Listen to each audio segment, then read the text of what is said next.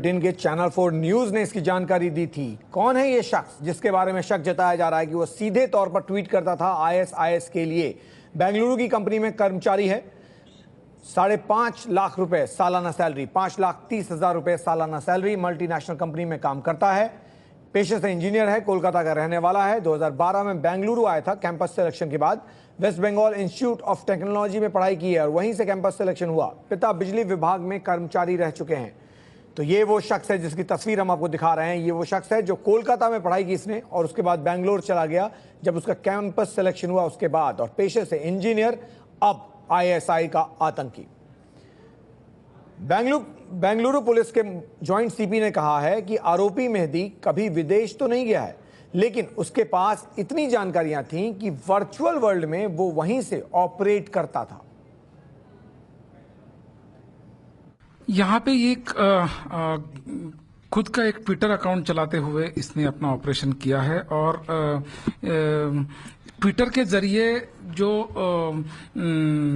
भारत के जो मित्र देश है उनके अगेंस्ट एक जो युद्ध को प्रचोदन करने का जो काम करना है वो काम ये करता आया है। कल आपने देखा होगा कि चैनल 4 नाम के कोई चैनल ने इसके बारे में कुछ बोला था और वो इनपुट आ गया, उसका इंटरव्यू देखा गया, उसका सेकंड इंटरव्यू देखा गया और फिर उसमें से कुछ लीड आते गए, हर जगह से इनपुट आते गए और सेंट्रल एजेंसीज हैं, तो सारे इनपुट्स को कोऑर्डिनेट करते करते हम इस मुकाम पर पहुंचे हैं। इसकी आइडेंटिटी तभी डिस्क्लोज हुई है जब ये पर्सनली ये थोड़ा सा शायद रिलैक्स हो गया होगा और ये उस चैनल के साथ उसने बात कर दी।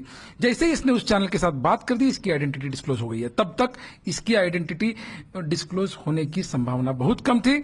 मेरे बगल में बैठ के अगर कोई ट्वीट कर रहा है तो उसको इतना आसानी से उसकी आइडेंटिटी डिस्क्लोज करना मुश्किल है। ये पूरे प्लान के तहत इसने ये काम किया है कि सुबह मैं ऐसा हूं और मेरा जो रियल इंटरेस्ट है वो मैं सारी दुनिया से छुपा के करूंगा, क्योंकि ये जीता ही था वर्चुअल वर्ल्ड में। वहां पे अफेक्टेड एरिया जो है वहीं पे ये जीता था। इसका जो उस एरिया का नॉलेज है जो इंटरनेट से इसने पाया, ये कभी बाहर नहीं गया है। अभी तक का जो इन्वेस्टिगेशन आया ये कभी बाहर नहीं गया है, लेकिन सरप्राइजिंग है कि इसका नॉलेज जो है वो इतना है कि ये वहीं पे ये जैसे कि वो वहां पे जी रहा है, इस तरीके से वो काम कर रहा था। उसका बैंक अकाउंट हो, उसका फाइनेंशियल अकाउंट हो, उसका चल चलन हो, वो कहाँ जाता था, किसको मिलता था, क्या करता था, सुबह क्या करता था, ये सारी चीजें अब इन्वेस्टिगेशन में आ जाएगी। इसके कांटेक्ट में कौन लोग थे और वो लोग भी क्या करते हैं, इसकी भी तहकीकात जरूर होगी।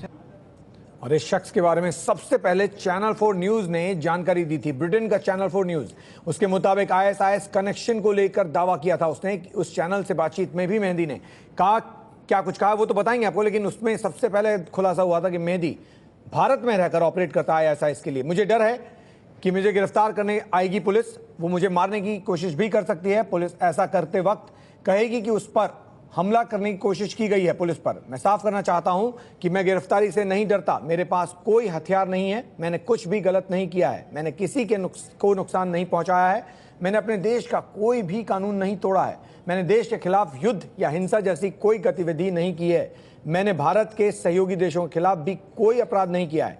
मुझे आईएसआईएस के बारे में सिर्फ उतनी ही जानकारी है जो पब्लिक ट्वीट्स के जरिए दूसरे लोगों के पास है। मुझे लग रहा है कि यह सब क्षणिक तौर पर हो रहा है, घंटे 2 घंटे में सब साफ हो जाएगा। ये बात उसने चैनल को कही अपनी सफाई में, और उसके बाद अब पकड़ा गया ये शख्स जिस पर अब आरोप कि वो आतंकी है आईएसआईएस का। दुनिया का बेहद खूंखार आतंकी संगठन है आईएसआईएस, जिसके लिए कहा जा रहा है कि ये शख्स काम करता था। इस संगठन का खौफ इराक और सीरिया में तो है ही, साथ ही अब ये दुनिया के लिए भी खतरा बनता जा रहा है।